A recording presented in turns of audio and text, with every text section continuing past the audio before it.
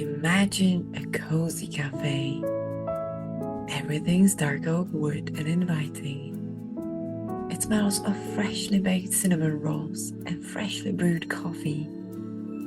There are books on display and a cat sleeping soundly on the counter. The place is filled with peace and calm, and there are people enjoying their drinks while reading or writing. There are no computers or phones to be seen. It's as if time has stopped and there's nowhere to rush. In another room, there's a group of people engaged in a quiet conversation, making new connections and learning new things. It's a friendly atmosphere of a tight-knit community that welcomes anyone new. The entire space is filled with magic. Magic that comes from books, chocolate, and mysteriously good bakes. But also from friendship, good conversation, and the cats who always keep you company and deliver exactly what you need. Welcome back to the Cat Coach Cafe. Me and the cat coaches, Aragorn, Apricot, and Prince, are thrilled to see you again. And if you're new here, welcome.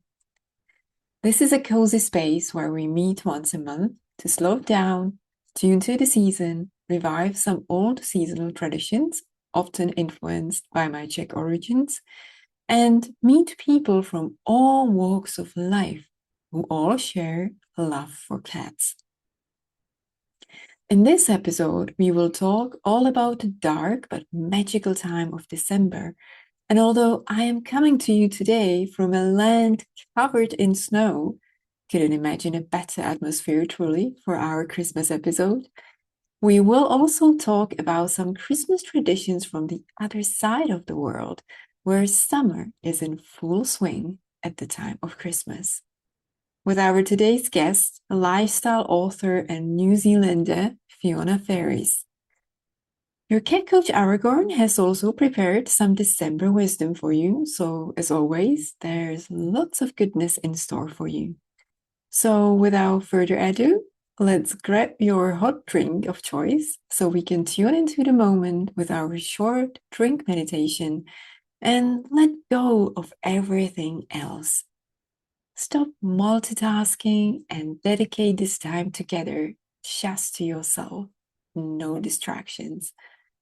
Even if that means you will separate this episode into several parts all throughout the month, creating little pockets of coziness, I like the idea that this time here inside the Cat Coach Cafe is sacred. So, got your drink ready? Let's do it.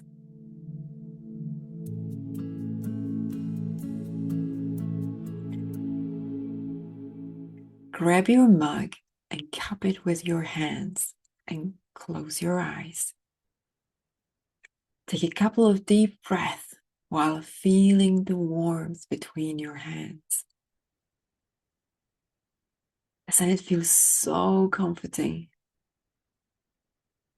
Take one more deep breath. Hold it at the top for just a little bit.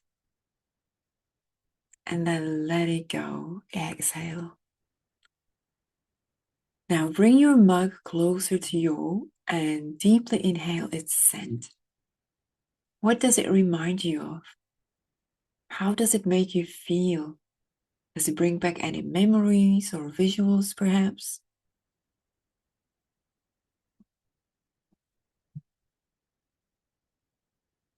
How would you describe the scent?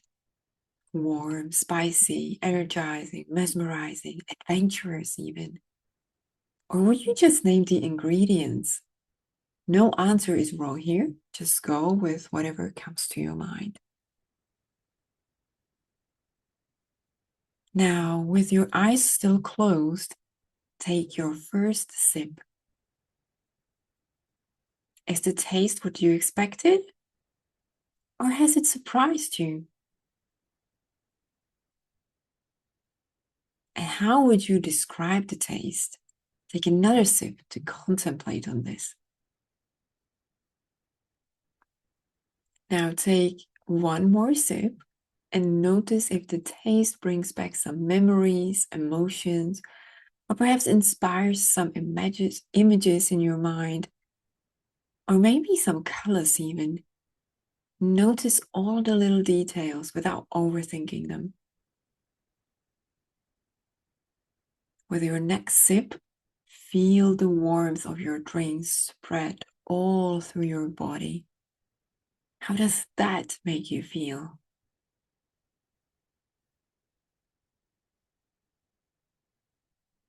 Take a few more sips and enjoy the warmth.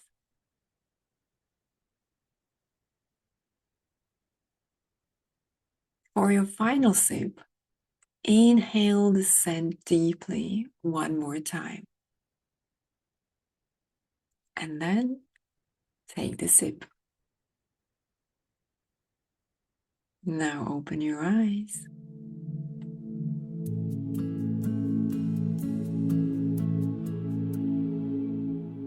Advent time is coming, and with it, the magical season of spells and magic. However, these spells and magic were not always just a way to make the winter season more pleasant, like it might be today. According to the Slavic tradition, they had a deep-rooted meaning, often associated with driving away evil forces.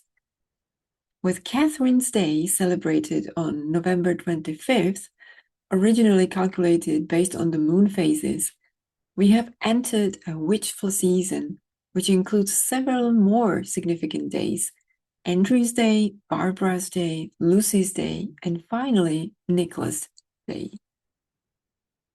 Today, all of these names are known as the saints, as Christianity took over these celebrations in their efforts to eliminate any pagan traditions. However, those original traditions were often preserved in the Christian form, only its original meaning was lost. The time from Catherine's Day, when the night lengthens and the day shortens, dark forces gain power, and therefore it was necessary to protect oneself. It was therefore a period of many protective rituals. For example, on Catherine's Day, the farmers would go around their house and mark it all around the walls with garlic. Garlic was believed to have protective powers and was also consumed in abundance during this period. So maybe try and find ways how to add a little bit more of garlic into your diet this month. I'm a huge lover of garlic myself, so it will actually be a treat. And the protective powers it was believed to possess just makes it extra magical. Our ancestors also considered Catherine's Day to be the official start of the pre-Christmas period. Gingerbread cookies would start to be baked so that they would be nicely soft by Christmas Eve. And it was also time to start the big pre-Christmas cleaning, the aim of which was to have everything clean by the first Advent Sunday. Now, I realize we are 3 days later now, and the first Advent Sunday comes in just 2 days, depending on when you're listening to this episode. But it is not too late to start, and perhaps be ready for the second Advent Sunday. So have a good sweep of your home, let go of what's in the way and no longer needed, make space for the Christmas decorations to come, and make space in your mind too. Leave behind wherever you don't wish to take with you into the Advent time. Any habits, limiting beliefs, emotions, perhaps even goals that don't feel right anymore. On that note, I would also like to invite you to a little journaling challenge, as young girls in the old days followed the custom of writing letters every day from Catherine's Day until Christmas Eve. How about we try something similar? Every day, write yourself a short letter about how you are, what is on your mind, what dreams or feelings you have, what you'd like to do, anything that comes to your mind, with just one condition of being kind to yourself, as you would if you were writing to a friend. And maybe by the end of this period, you will have a beautiful new habit of journaling, or even better, so much more clarity and inner peace to welcome in Christmas Day. Shall we try it?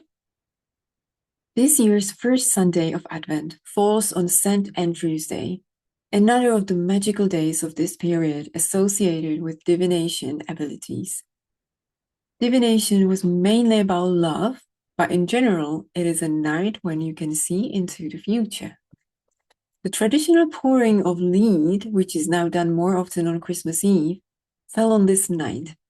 On the eve of St. Andrew's Night, girls collected lead from old shutters or bought it.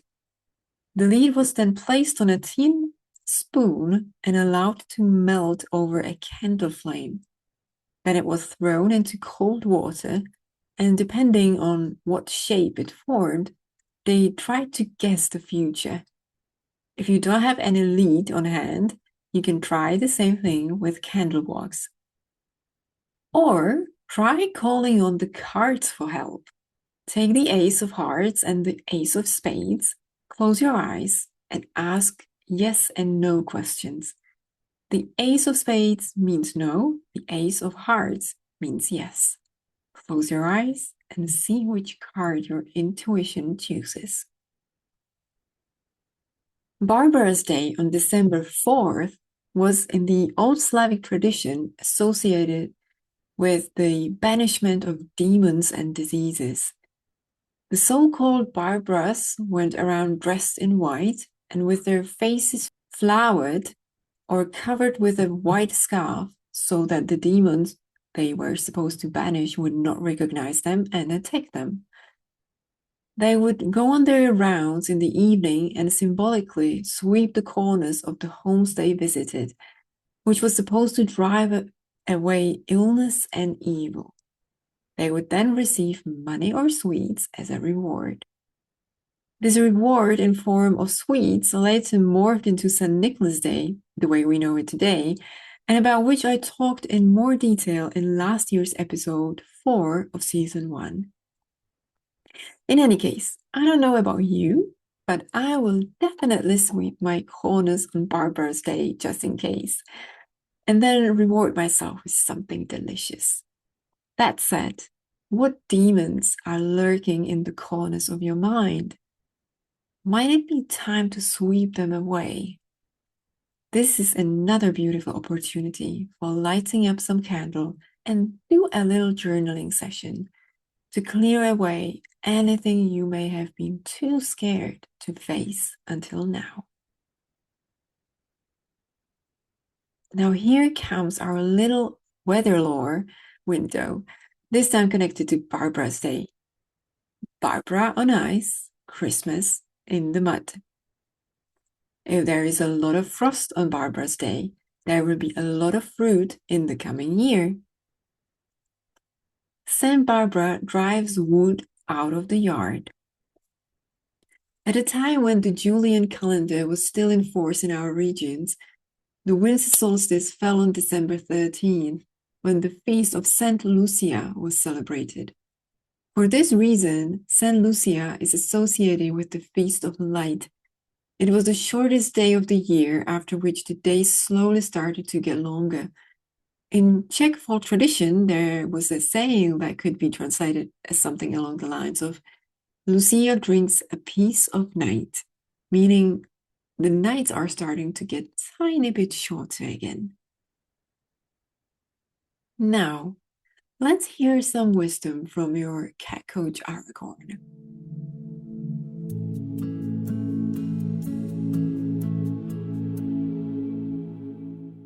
Oh, December.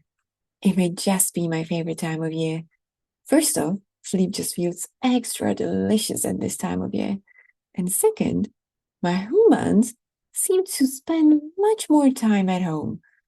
It's also the time when they bring home a real tree, something that leaves me dumbfounded and internally conflicted each year is either utterly ridiculous or purely genius. I mean, who would bring a whole tree home, right? But then again, why not? Just why not more often? In any case, at first, I of course show my disapproval because space needs to be made for the tree in the living room, which means moving things around, and no cat ever likes that. But then there are all those lights and sparkly things and those amazingly shiny bubbles. Oh, I love those bubbles. When I was younger, I used to poke them with my paw to see how quickly they could swing. For some reason, though, my humans didn't find it as appealing as me. They really have no idea about fun. I mean, they shoo me away from the bubbles and spend ridiculous amount of time in the kitchen making some sort of biscuits that Prince loves to steal before they're put away and hidden. Again, not quite sure about the logic of that, but hey, living with humans, logic isn't their strongest skill. Perhaps they should poke at some bubbles more often. And that really is my message for you today. To make sure to stop enough this month to notice some of that magic that's in abundance this month, and then poke at it. Touch the magic, feel it with your paw, have fun, but most of all, enjoy it in any way that you find fit. Never mind the shoeaways. Just carry on when no one's looking and disturbing your kind of magic.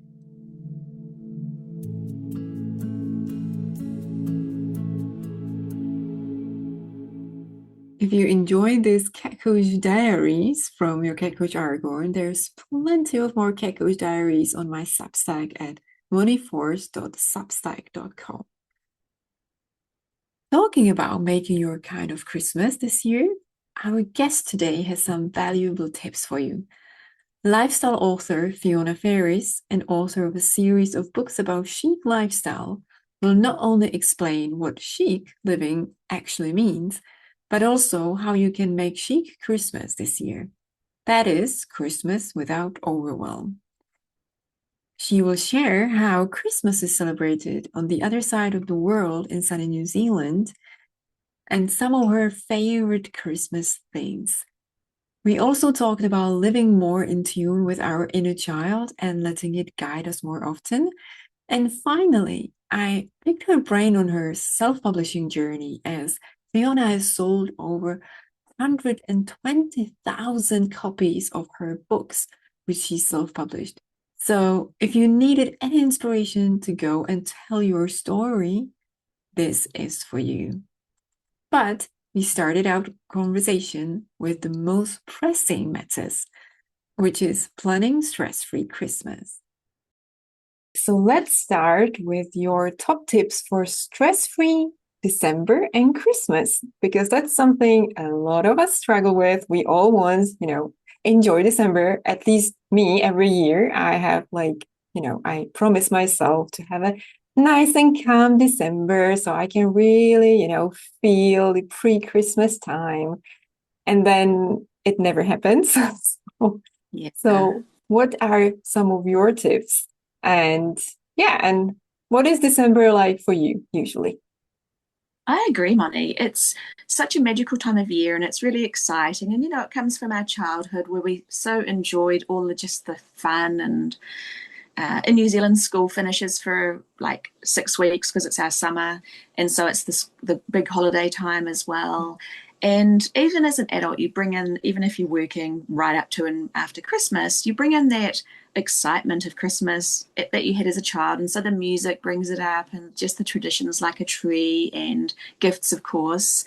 But then the reality of being an adult comes screeching into the room and there's other families to consider, not just you.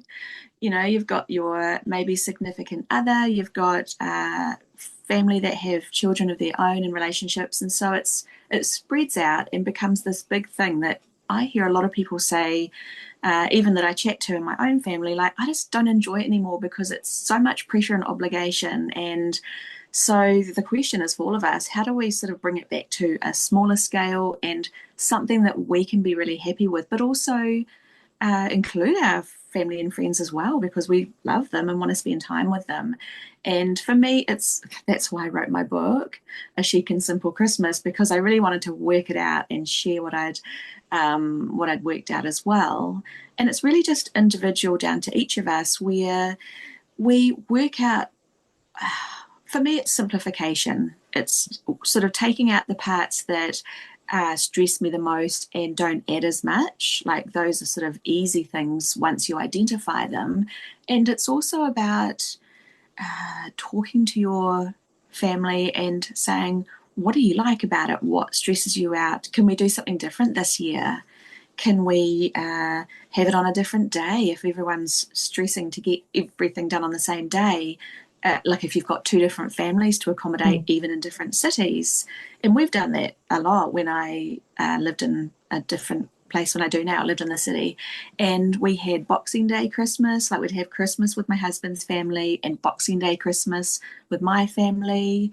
One year when we came to where we live now in the country, where my family live, we had our Christmas, our city Christmas, like 2 weeks earlier, and we had it in a public park, and it's summer here, so it was beautiful. And it was I still remember that day, and I wish we could do it again. We only ever did it once, but it was like early to mid-December. We all brought our picnic blankets and some toys for the kids to play with, like, throwing around Nerf guns and that kind of thing. And everyone brought lovely things, and we just had a glass of bubbles, and there was really nothing to clean up or organize because everyone just took their own dishes home, their own food things, and wrapped up the rugs, and there we go. From what you're saying, it really feels like we really just need to create an awareness about what we actually want Christmas to feel like. So would you suggest like sitting down and writing down what we want our Christmas to be like this year? Or when would you do this sort of, planning so we have the awareness what we actually want to do and what we not want to do? I think any time of the year is a good time. Obviously, when it's Christmas Day, it's a bit late to do it, but at that time you can think, what are the bits I enjoy the most? What are the bits that are horrible for me, that really stress me? So you can make notes then, but really anytime during the year, you can do it straight after Christmas, you can do it halfway through the year, you can do it 2, 3, 4 months out, and just try and put some loose plans into place. And I guess I wouldn't recommend changing everything at once, making a big massive change, because a lot of people are very attached to Christmas traditions, and I totally get that. But I just did little nibbles year by year, and I started off with gifts because gifts really stress me, and I've got it now that only the children swap. Well, we only give children gifts, and once they get what is it, 21, we have a cut off, like 21st birthday, and we just give our nieces and nephews cash in an envelope, because who doesn't love an envelope full of cash? And they get to go and buy their own things. Like, I know my mum, she really likes to give a gift, not a voucher or cash. And she sees how excited they are when they open up and their eyes light up and there's like a $50 note in the envelope, or $100 on their birthday or whatever. And she's like a little bit miffed that her gift doesn't get the same excitement. It's like, just give people what they want. Don't try and make it difficult, because it's not just the gift, it's the obligation you put on people to get that right gift. And I don't want to put obligations on other people. And equally for myself, it's like, I don't know what to get them. And it's okay when you do, but when you don't, it's really horrible. And I don't like people to waste money either. I hate to think that they've gone out, spent a lot of time and money getting something that someone's not going to really love as much as they thought they might. So I started with gifts for myself, and did it a little bit at a time, and just worked away at it. It's funny because I know that giving presents stress a lot of people. I personally Mm. love buying presents, but Yeah. I have started a couple of years back. I started buying gifts for Christmas, like all throughout the year. Whenever I come across something, Mm, I feel like, oh, that would make a great gift for someone. that they would Back love. in the days, I would be like, oh, that would make such a great gift for my sister, for example, but she doesn't have any birthdays or anything now, so I can buy it. But then Mm, one day I thought, but I can buy it. I can buy it in advance. So I mm, started buying all throughout the year. So when I get to like even now, October, I'm done with my Christmas shopping. And the gifts nice. are really like lovely thought through bits because Mm, there isn't the pressure of, okay, now is November and now I have to buy, all these gifts. And I don't actually know what to buy at this point. So so true. so that would be my advice on buying gifts. Just I spread love. it across the year because it works really well. But then again, if you're a bit of a buying presents nerd like me, it can also get a little bit out of hands. So I have like gifts here, like some of the gifts that I have here are like a year in advance because I just have too many to And good buy for the in budget. presents. You're Yeah, spreading out the spending. exactly. Yeah, that too. Yeah. But what are we shown in movies? We're shown, and I mean, I love Christmas movies. What we are shown the happy family going out on New Year's Eve in the department store, glossy paper shopping bags, and it's just such a jolly time. So, and the reality is not like that, as you will have seen if you have been out on Christmas Eve. And I've worked retail for many Christmases. We were open right up until Christmas Eve, and you've got people stressed out. They're just absolutely wrung out trying to find something at the last minute. So I think people are shown the wrong information Yeah. Yeah. in popular culture. Now, the Listen to most Moni, he knows what's up. Now, the very important question, which I am super interested in, for Yeah. all of us here in the living in the Northern Hemisphere, we Yes. can't really picture sunny Christmas. Mm. Like you guys over in New Zealand, you have Christmas, at the height of summer, right? Yeah. So, what Yeah. is that like? How does it feel, especially if you're still flooded by all the movies where it's winter, right? Does that feel awkward to you or not? It doesn't because we've grown up with it. I've lived here my whole life and we've had summer, Christmas my whole life. And we've grown up watching movies too, Christmas movies that are set in the snow. And we still sing Let It Snow, Let It Snow, Let It Snow, even though it's, have the Christmas music going when it's like really lovely and warm and sunny and blue skied outside. And the funny thing is, it starts to feel like Christmas to me when it starts getting into the spring weather and it's warming up. I go, oh, Christmas is coming. It's so And odd for me. yeah, It's like I yeah. can't imagine I it.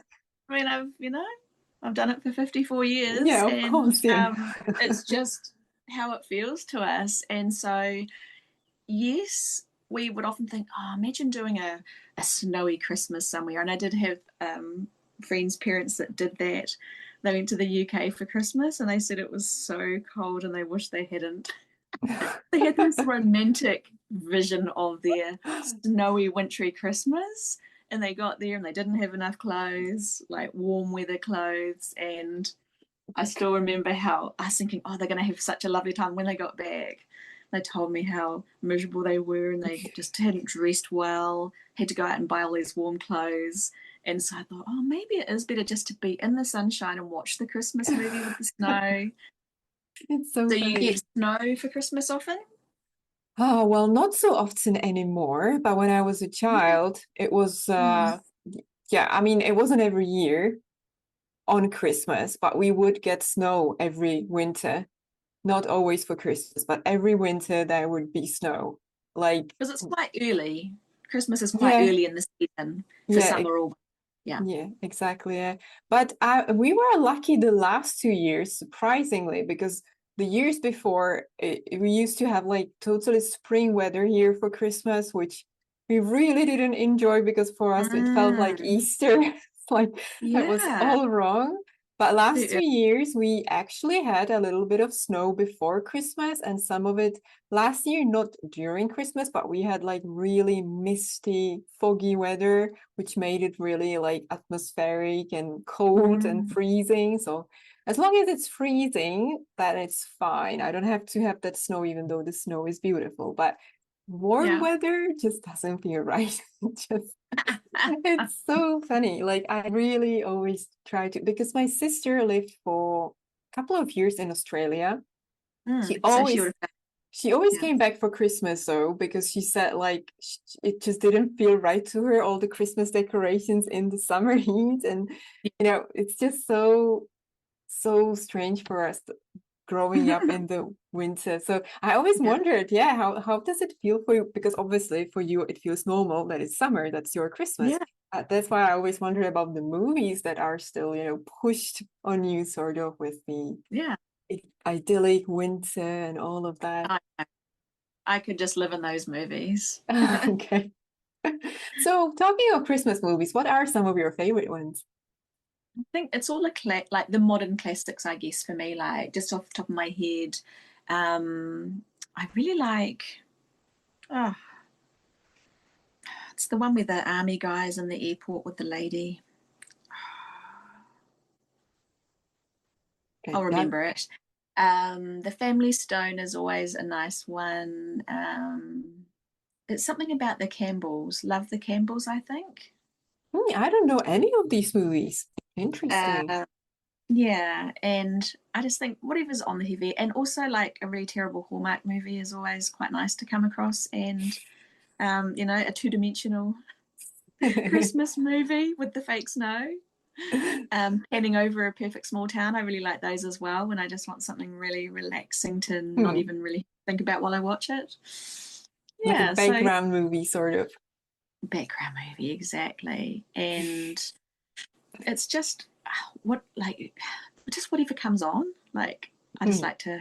Yeah, I don't really have a traditional. I must watch this every Christmas. Okay. Although I end up watching probably the same movies each Christmas, and the holiday, of course, that probably is one of them. But I'm guessing everyone says the holiday. Yeah, I was just Yeah. gonna ask that the Holiday and Love Actually are like the big ones here in Europe that everybody watches. Yeah, that's my So husband's favorite one, Love Actually. He really loves watching that one and chooses to put that one on. But we both love the holiday. Yeah. yeah, the Holiday is awesome. I love it Mm. too. So yeah, could you share with us some typical New Zealand Christmas traditions? Is there anything specific that would be very different to ours, I suppose, given again the season?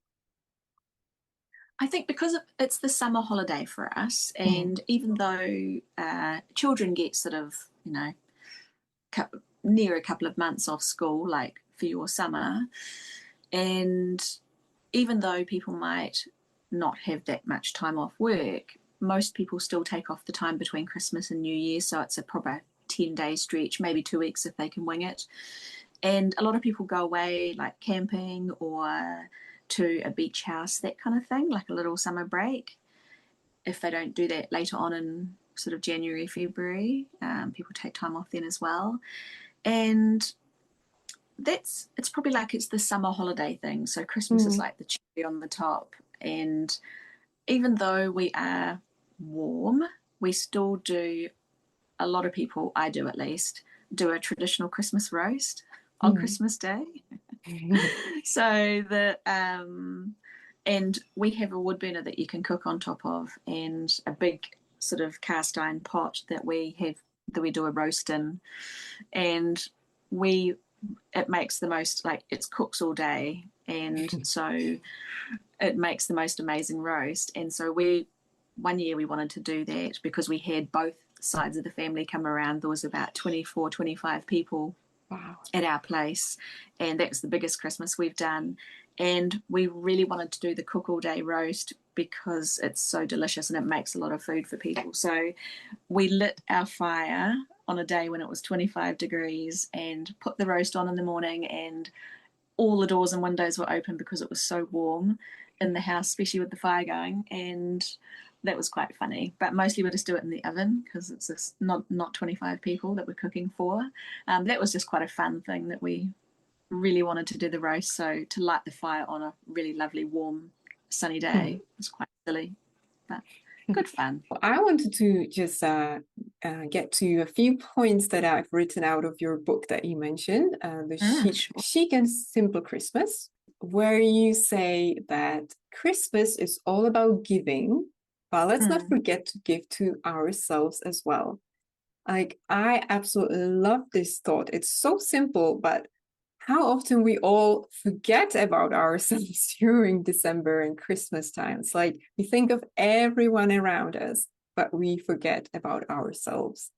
So, how would you say we can give to ourselves during this time of year? What would be some of your tips?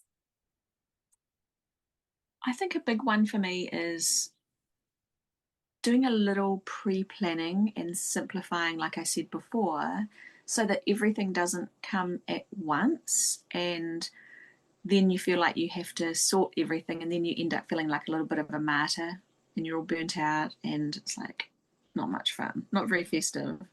So I've written in the book as well about clearing the decks at Christmas, like give your house a good spruce up, like just that sounds like adding an extra job, but just clearing away stuff if you want to declutter anything, declutter your schedule as well.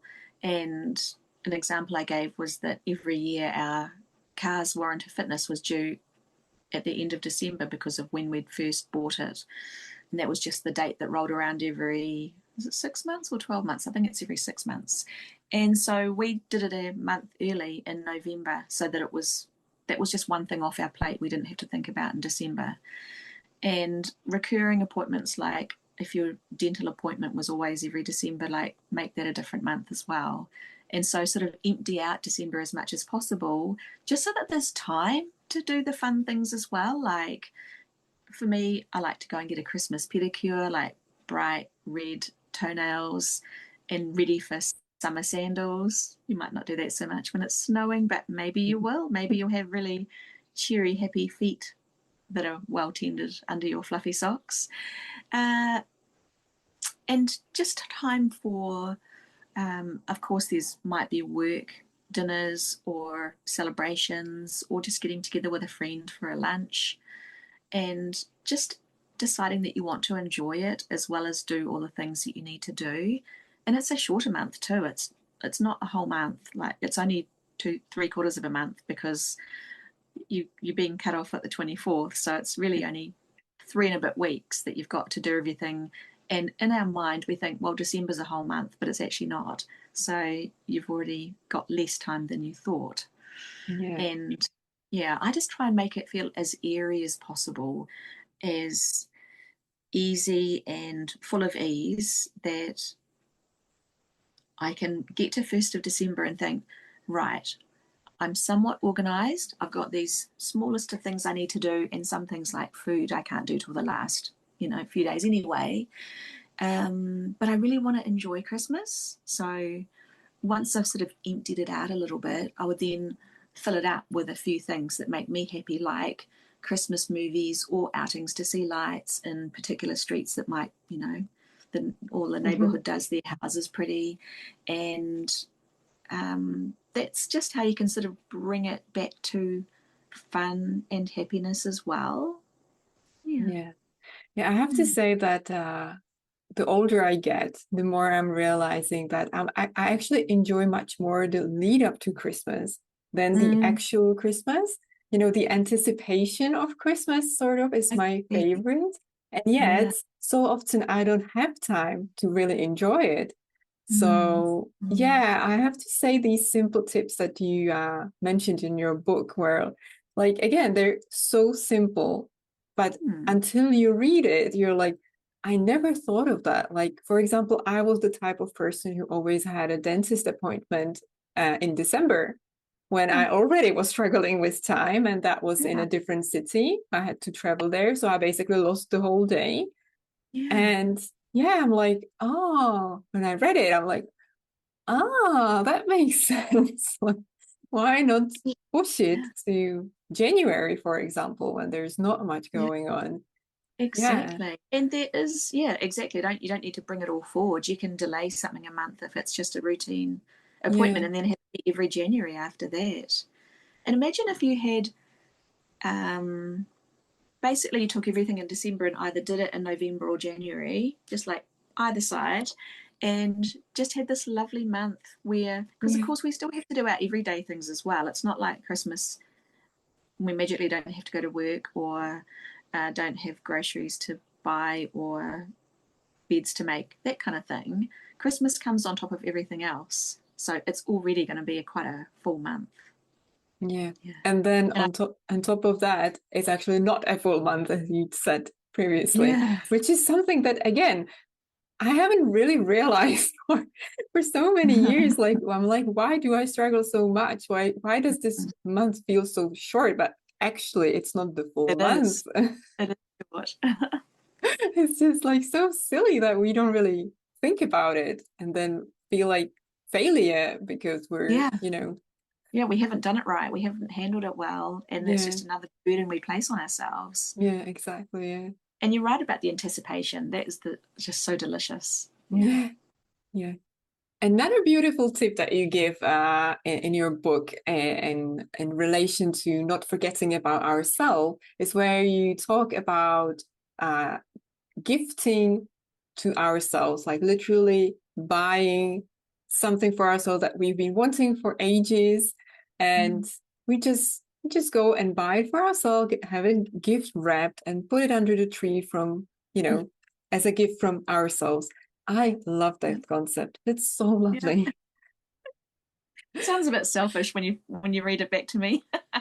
It's not. I really like it actually. I feel Yeah. it's because even sometimes we really, as you said, we really want something and either we don't want to ask for it, Mm. anyone or, you know, or we just and even or we don't want to even if we ask for something, we don't know if we're going to get it.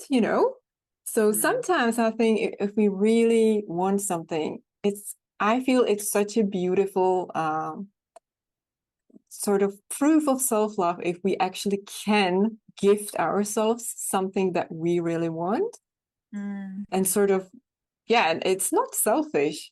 We do feel that way, but I think that that's the thing that we need to sort of fight that feeling of selfishness, because why is it selfish to give something to ourselves? Mm. I find it a beautiful reminder that, as you said, we should give to ourselves as well. And it takes the pressure off other people, like, the people we live Mm. with.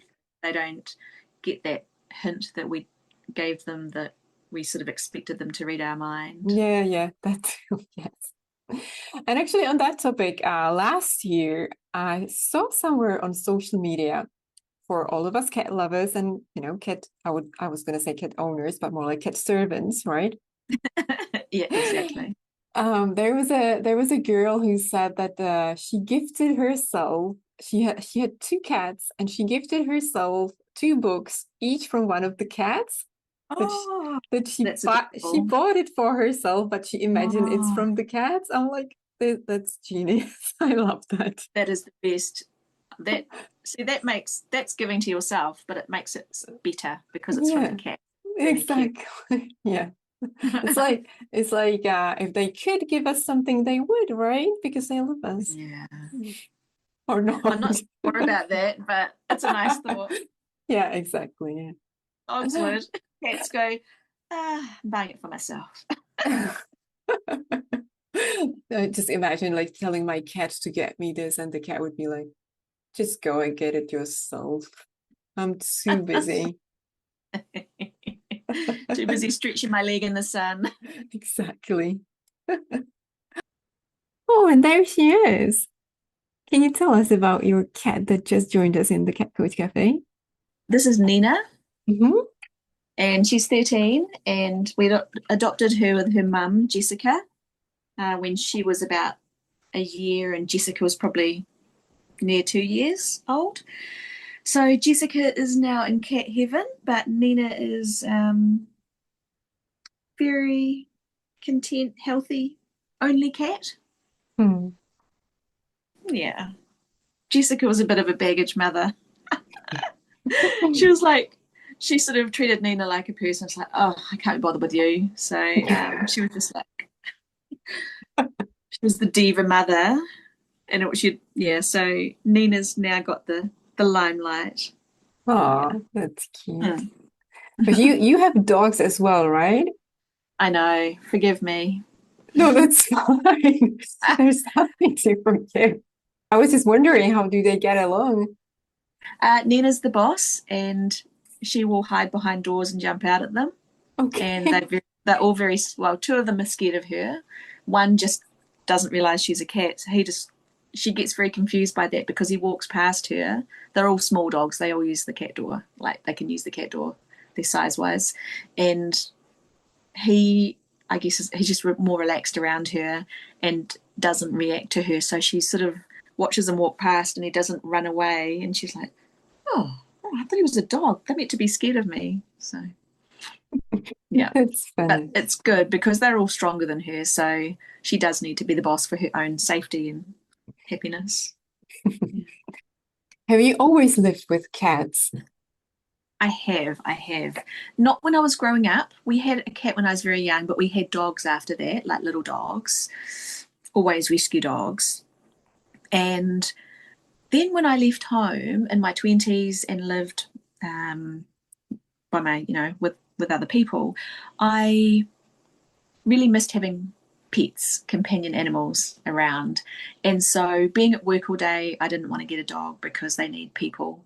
So I got two cats, went to a rescue place and got two cats and had them for a long time. And then when the last one passed away, I got Jessica and Nina, the two current cats. Jessica's since passed, but Nina's now 13. And so yeah, I've always had cats as an adult.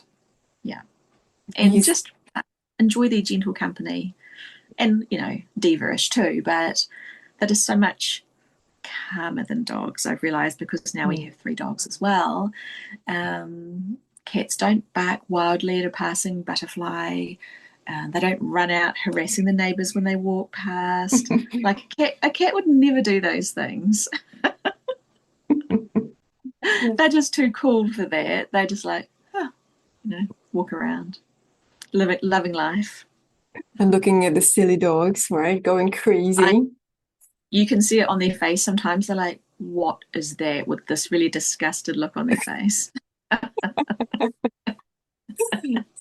I would be embarrassed if I was you. So would you say you learned anything from cats? Any lessons or anything they inspired in you? Ooh, I love that. I think it's how to enjoy life and also boundaries. Like they put themselves first all the time. Yeah. And they're not afraid to ask for more. Like you Mm. can let them out, even though there's a cat door. A cat, Nina will line up at the door for you to let her out the people door. And then 2 minutes later, she's back in the cat door at the same door to be let out again. Or you just see her leave and then she's at my office window, like, oh, excuse me, can you open the office window to come in? Yeah, they're not afraid to ask for more. And that's quite inspiring as well Sure. as having good boundaries and putting themselves first and yeah, just taking from life, enjoying life. Mm. And I guess if we behave like a cat, we'd be called so selfish. But they Yeah. can get away with it because they're so cute and fluffy. And even my sister, who is a bird lover, a Mm. lifelong bird lover, so she was never into cats because they're not very good to birds. Even she has been won over by her cat and said, I'm now a cat person because of my cat. Oh. And they really can win anyone over with their Yeah. beauty and charm and softness. I really feel that people who say that they don't like cats are really just people that don't know cats, because the I agree, moment you get to know cats, everybody falls in love with them. agreed. I felt like that as a teenager. I'd visit my friends and everyone had cats and we had dogs. And I feel bad saying it on the Cat Cafe podcast, but I used to think cats were a waste of time and quite pointless because, but it was exactly what you just said. I didn't know cats. And when Yeah, I had a cat of my own and lived with them every day, you just see, I just didn't get them yeah, before, but yeah. I did. Yeah. But it's the same for me because I only got my three cats when I was 24, I believe, and I never had Mm-hmm. any pets or cats before. And my Mm. idea of cats used to be like, you know, they're just sleep and don't do much, and you can't really trust them so much because you never know what they're gonna do. But I had Yeah. no idea what personalities they are, which Yes. after years with them, I realized it's not just cats, it's like all animals, right? Their personalities just like us, but cats Yeah. specifically are such big personalities. It's Yeah. amazing. So yeah, It's I do understand where you're coming from because I didn't get cats either. mm, So yeah, it's about once you get to know them, there's just no going back. yeah. And you're right about the personalities. They're also different. Yes, yeah. It's cool. And even like I have three brothers, and they're still each of them very different, like Ah, very different wow. personalities. So And they're from yeah, the same. yes, yes. Mm, mm. That sounds so cute. Three brothers. Yeah. Going back to your book and your so many other books, you're a self-published author, very successful at that. So how did you, first of all, why did you decide to go the self-publishing way and not the traditional published way? And well, that should really be the second question, sorry. But the first question is what brought you to writing?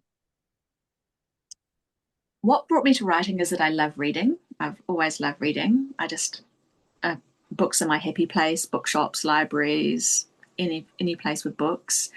And I just it's an extension of that I thought, I'd like to write a book one day as well.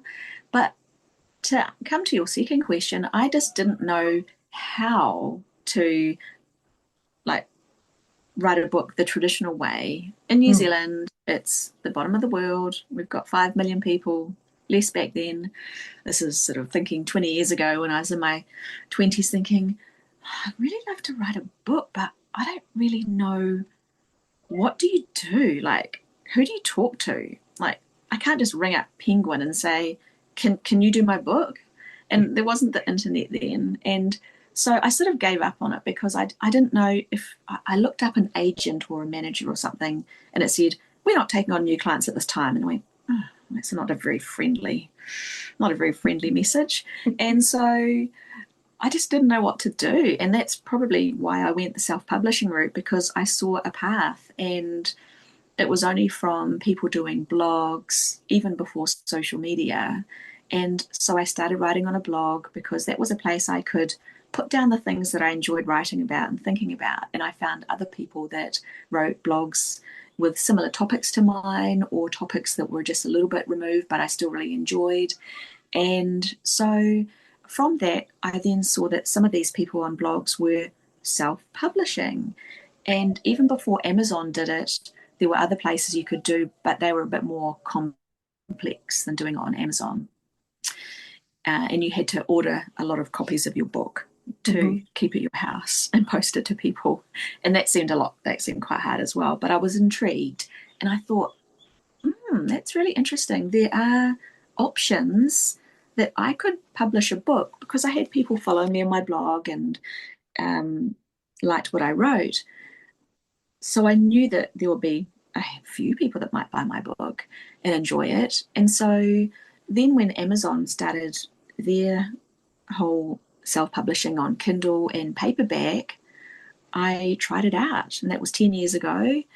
And it really is so simple. Like the hardest part is your mindset and feeling like you have something to say and that it won't be dumb. when you do it. The actual process is very, very simple. It's as easy as writing an email, really, a really long email, but it's just a Word document that you upload or a PDF that you upload to Amazon and create a pretty cover. And there's help with that. You can pay someone not much money to do that. You can do a little homemade cover on Amazon. So it's just, it couldn't really be easier. And that's really exciting. And what I like about self-publishing is that you get to choose everything and you can do it as quick or as slow as you like. Mm. A traditional published book can take 2 years from you finishing it to it being published, and you still need to market yourself. They're not going to do that for you. And Whereas, and many years before you even get to a publishing deal. oh, So of course, yeah. because yeah, and it's not an easy industry for them at the moment either, because everything's going through so much change that publishers aren't giving away book deals as much as they used to. And I just think, why wouldn't you self-publish? And more of the money goes to you as well, rather than all the different mouths that have to be fed at a publishing company. So it's just really fun and creative and uh, easy and quick. And I just like that it's DIY. I like to do things myself. I like to have control of my own stuff. And you sort of have to please other people, which I guess is good and bad. Like the publishing company will say to you, maybe, this book needs to be longer. Can you add in some more chapters? Or this part's way too fluffy. Can you just like condense it down? And you go, oh, I really like that bit. Like, and they asked me to chop it up. Or the cover, they chose a cover that you didn't like. I've heard that about people that have traditionally published books, that they didn't have a choice in the cover. And I guess that's the sort of, I said it was good and bad. The other thing is that when you do your own work, you are close to it. So you haven't got that objectiveness that a publishing company does. So you can be deep into your own work and not see that it does need to be polished up, or that it might not be heading in the right direction, say. So there is a bonus to having other people look at your work as well. So it is two sides of the same coin, I guess. Do you ever work with an editor for that reason? I have worked with editors in the past, and lovely, lovely people.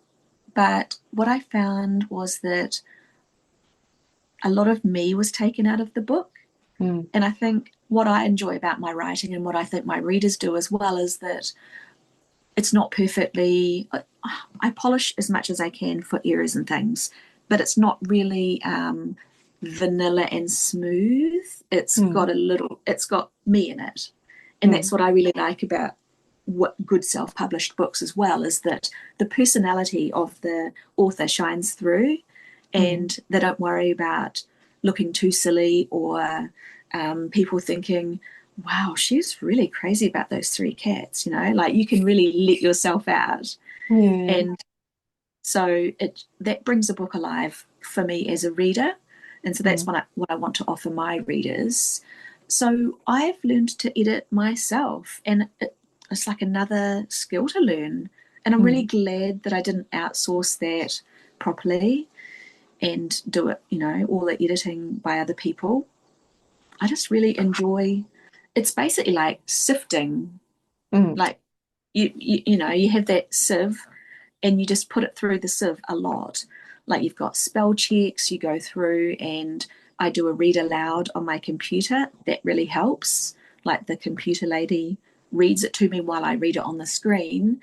That brings up more things, that like a clunky part, or like, oh, that word's incorrect. Like I just put the absolute wrong word in, or repeated a word, and my eye skips over it if I'm not reading it aloud. And so there's just, yeah, I like self-editing. All of that to say. And how do you find the point where you've edited enough, because that's something I feel I would struggle with. Like, because when I write something, I keep editing it, I keep coming back to it. And every time there's something I would like to change. So how do you find that point where you're like, okay, this is finished? You are absolutely correct about that, because that's something I've often wondered about too. And you make a really good point. I find it's when I am thoroughly sick of my book. I couldn't look at it for another minute, and I'm so bored with it. And I've read it a million times, and I think no one's going to read this book. It's like, oh, I'm just throw it away. And I go, oh, that must mean the editing's done. And it is. Like I've been through it so many times, and going backwards through it's a good one as well. Like going backwards through the chapters, like read the last chapter, then the second to last. That's actually a good one to keep it fresh, because your eyes do start swimming sometimes, that you just think, oh, I just can't read this book for another minute. It must be time to publish it. That's so interesting, because I was working on my book proposal because I wanted to go the traditional publishing route. And that was something I struggled with a lot, putting together the book proposal. And I kept editing it, revising it, also because I was struggling with it, all the things that are supposed to be part of it. How do you, get all the things in there and all this stuff? And then I got exactly to the point that you described. I was like so sick of reading it over and over. And I'm like, I don't care. I'm just going to start sending it out. Yeah. But I didn't realize what it means. Now I realize that you said it, that actually, so it was finished. It means it's fully baked and the skewer will come out clean. Yes. I know people who have self-published, and she was instrumental in helping me have the guts to self-publish. Denise Duffield Thomas, she's an Australian lady, and she now is published by Hay House. Her books that were self-published, her goal was to be published by Hay House, and now she is, her 3 books. And it started because she backed herself and self-published while she was pursuing that. Like it was a long-held goal and dream, and she has accomplished it. But she didn't accomplish it by just waiting. She actually got out there and self-published first, and she can also show that the books have readers, they have sales. She's sort of showing the company that she wanted to work with, hey, I am a good bet. You will make money by publishing my books because, see, people are already reading them. And I found that for myself. I still self-publish my English books, and I probably always will because I just love it. And from that, though, came offers from other 3 different traditionally published companies in different countries to publish the books in their language. So that would never have come if I hadn't have self-published, because they wouldn't know I exist. So yeah, it's an entry into traditional publishing as well. And from your experience, how difficult is it to sell your books when you're self-publishing? Do you need like a massive following before you start self-publishing, or do you actually create that readership by self-publishing? Or is it a combination? It is a combination, and I already have my blog that I just wrote about what I like to write about. These days, a podcast will do the same thing. You already have people listening to the podcast, and whatever other social media or platforms you write on or publish on, you have got an audience there that enjoy your work. And I will buy someone's book if I'm following someone's podcast, and I'm following it because I like them, I like their content, and they say, oh, I've finally done it, I've written my book, I'll be straight over to Amazon to buy it because I like them and I like what they have to say. So anyone that's online in any way has already got followers, and they will more than likely buy your book because they like you, because it's about the person and about what they say and how they say it. Yeah. If you were to define what you mean by chic lifestyle within your books, how would you define that? It's different for everybody. Like we get to define our own chic lifestyle for ourselves and what's important to us. Like what's important to me is inspiration, peace, prettiness, uh, and creativity.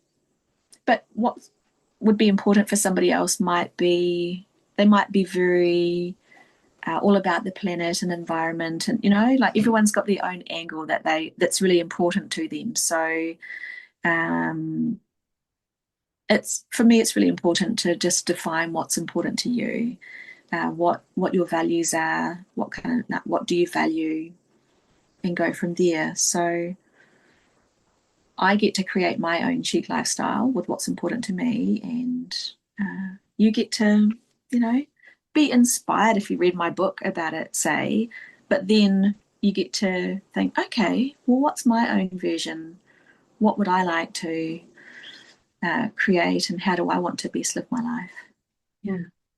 I love that. I just wanted to get that across because people can feel that it's a certain type of lifestyle, but the way you Mm, just explained, it's not really mm. that. It's just a word that means something else for everyone.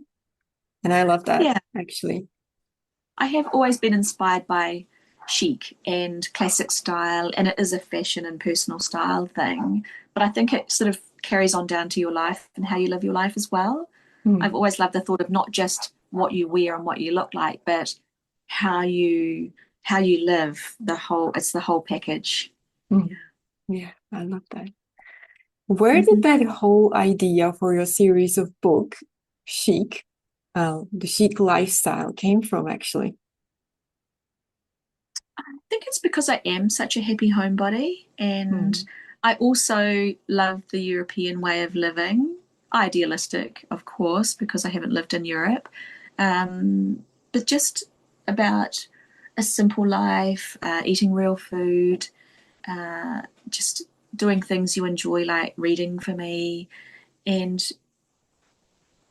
I think it's a sort of low consumption way of life as well, where you appreciate what you have rather than just shopping for more and using what you have. I'm really a fan of that as well. Like, I guess in a way it's a minimalist kind of thing, but I wouldn't really consider myself a minimalist because I like having my cozy home comforts around me. But I always like to keep them considered and intentional because I can get overwhelmed by too much stuff. And that's why I mm. always like to edit my surroundings while still keeping my favorite things to be around, like books and my inspiration files. And I love perfume and body products, so candles.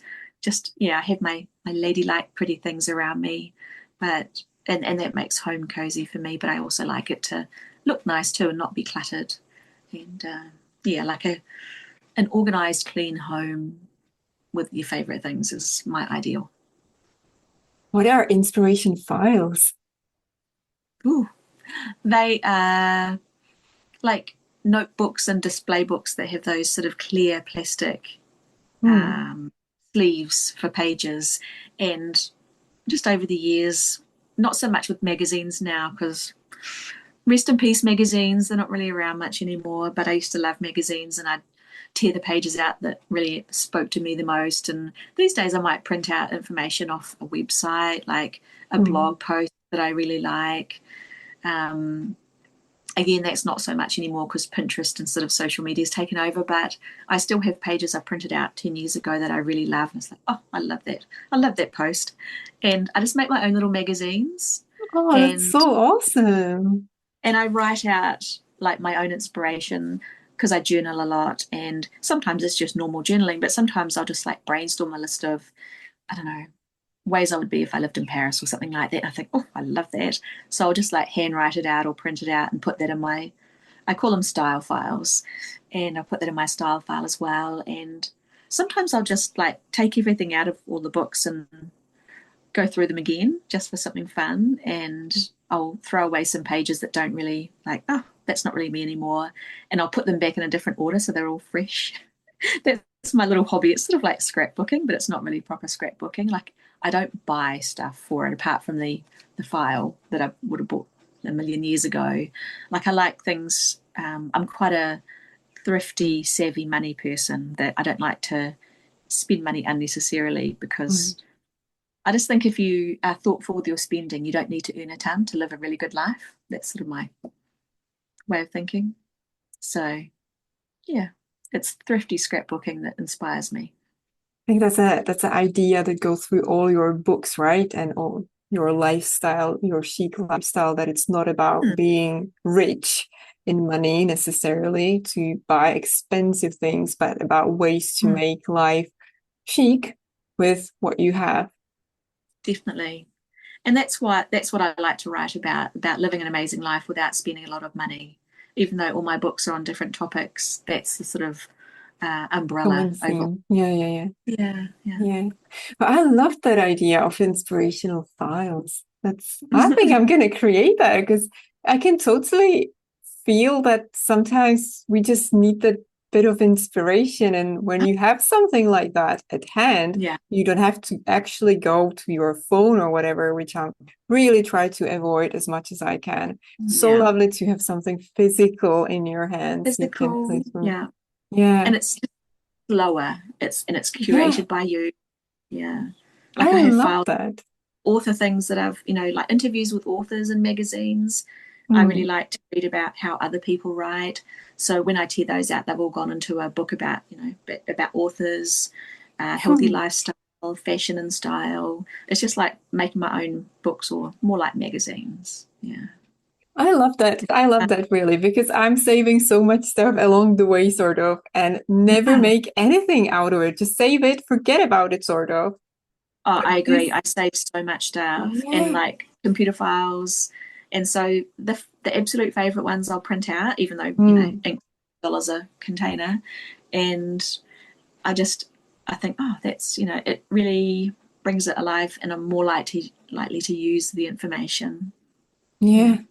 I think that's a beautiful idea for all the listeners to make this their either December project, if they have the time, Mhm. or their winter project or New Year's Yeah. project to to sort of prepare for more inspiration for next Mm. year. I love that. Well, I'm gonna imagine do. a star file that you do throughout the year. And as you think of ideas, it can include gift lists for people, like all your gifts that you've bought for people. It can include like all your favorite things to do at Christmas so that you remember to do them, because I forget. And just like pretty pictures of Christmas scenes that you like. Imagine your Christmas style file that you open up on the 1st of Hmm. December and think, oh, look at this beautiful season. I'm so excited. Oh, that's really awesome. That's my huge takeaway from our chat. I love that idea because I do love making things like I used to love making things like these when I was younger, when I had time, sort of Mm. scrapbooking and collecting Mm. things. But first of all, I never tend to make time for that now, when I'm adult. Mm. But also, I don't have the ideas like you. I love your idea. I really Well, love your it. point, I always think about, I don't mean to, but my inner child comes out, like me Hmm. as a sort of 5 to 7 year old, like maybe between 5 and 10. Like all the things I used to love doing, like loving the color pink, loving bubble baths, loving reading books, and pretty clothes. And so you think, like, why wouldn't you want to make yourself happy by? It's just a fun little aside where you can think, oh, what would she like? Mm. What would like 8 year old Money like? Like, take her to a bookstore. Like, I just about bought myself it was a cutout doll book, because I used to love those when I was younger, and I didn't. I was too sensible, and I didn't buy it. I thought, oh, I should have bought that. But just like, even for gifts at Christmas, things that your younger self would really love, just for the sparkly color of it, or the pencil, that has that smell like a grape. Like you can get pens and pencils that have a pretty smell. Um, yeah, so that's a fun thing to think about as well. For me, anyway. That's a Maybe, beautiful concept. Yeah, I love that. I yeah. actually bought myself back in summer. I discovered these cozy coloring books, which Mm, seem to be a thing. which I didn't Mm. know. I always look at all these anti-stress coloring books, which all they ever do to me is stress me out by all the tiny little details. Like I I'm know. like, And calling it anti-stress is not a very attractive name. Like, call it something. yeah. But people, I mean, people seem to love it. But for me, it's Yeah. like the worst thing ever because it's Mm. so tiny, everything. It takes you ages to finish just one page. I'm like, Yeah. give me something nice and simple, which is not Yeah. necessarily like children's pictures. Yeah. And Not I juvenile. found these cozy coloring books and I absolutely fell in love with that. Like I started coloring these pictures and I immediately was back in my childhood when I Mm. remembered my mom calling me for lunch and I was like, I don't have time to eat. I need to be coloring books, Yeah. coloring this picture. Like who I wants to finished. eat? Yeah. And I had this feeling like when I started, like, I just want to be coloring this. I don't want to be doing anything else. Like, it was so funny. That's really cool. Yeah. So the young Moni, she's like, oh, I love that coloring book. Just makes you happy. Yeah. Yeah, exactly. Yeah. Mm. What are some of your favorite ways to slow down? I think some of these that we discussed could be part of that, but is there anything else? I think physically slowing down really helps. Like talking less, talking slower, um, listening to less, perhaps. Although I do love to listen to a podcast or a book when I'm out walking or doing jobs at home. But even just talking slower, like I'm just talking slower right now, like less excited or less excitable, it just relaxes and calms you a little bit. And I'll Mm. just, if I'm at home, I'll do things slower and I'll do one thing at a time. I think so. Just physically slowing down really helps. Um, Streamlining what I do, not having this big long to do list with things that are for the whole rest of the week, but just picking out what are the things I want to do today. And also being outside, probably. Like I'll take my lunch outside to eat on the patio rather than eat it at my desk Mm. or in the living room and watching something. So I'll go outside if it's a nice day and it's, nice calm breeze, not windy, and take my lunch out, eat that, have a book to read after lunch. That really helps. Yeah, and probably the book versus the screen, like you said about reading a physical something rather than going to your phone. That really helps as well. Obviously, as we talked about, you are in the middle of summer during Christmas, but since in the Northern Hemisphere we're in winter, what are Mm-hmm. some of your favorite winter activities? Ooh. Or do you I like winter at all? I do. I like the coziness of winter. I like the hibernation quality of winter. I love candles, so I like candles year round, but I like even more in the winter. Um, I just like cozying at my house because I am a homebody introvert who just loves her own space. I just make home extra nice and it inspires more writing, of course, when you're at home. But I also like outings. I love movie outings and meeting friends for coffee, like a little outing where you can cozy up in your coat and go out. Hmm. So yeah, that's just sort of some of my favorite wintry things to do. I'm not really I did ski when I was younger, but not so much now. I'm just like keeping my body together. I'm not gonna hurtle down a hill. But I do like cozy walks, Hmm. Yeah. where I go for a walk every day, preferably before breakfast, and get that sunlight into my eyes. Hmm. Like it's meant to be good for your brain. And when it's like I'll have my gloves and hat and earmuffs on and just be really warm, and it's just such a winter walk. There's nothing better, I think. And you've got the crunchy frost on the grass and Yeah. the lambs and the daffodils, that kind of thing, all the classics here in New Zealand, probably elsewhere as well. What do you like Mm. to read at this time of year, like leading up to Christmas? Is there a specific type of books you reach out for, or not really? I read anything at any time. It's more about the feeling I want to get. Mm. And so if I really want to get into the Christmas mode, I will read Christmas novels that are, whatever's current that's set at Christmas, I really like. But then again, I'll read those in the middle of the year as well. Mm.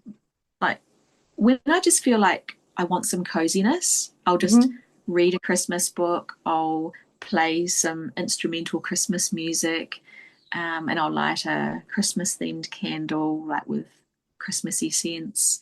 So I really indulge in Christmas year round. Mm. And so, Yeah, why not, right? Why not bring more Christmas yeah, to our yeah. lives? And in New Zealand, because we have Christmas in the summer, there is such a thing as midwinter Christmas. It's not so, it used to be a thing when I was growing up. Like my parents would have midwinter Christmas dinner parties Mm. in the 70s and 80s. Okay. And yeah, it was just a chance to get people around and make it festive and also bring some of that wintry Christmas feeling into our lives since we don't have a winter Christmas. So you had two Christmas during 1 year, basically. We can, yeah. And it's not like you probably have gifts, although you could make it a fun time and just have Mm. little gifts for everybody. But it's just a fun thing. Some people even get their Christmas trees out. I'm a bit lazy. Like, that's a big effort for me. But I'll decorate. But I do like the idea of a midwinter Christmas. Then you can really cozy up. I think that's how I do it the low key way by playing my Christmas music, reading a Christmas novel, Mm. you know, August or July or something. That's cool. I didn't know about that. That's really cool.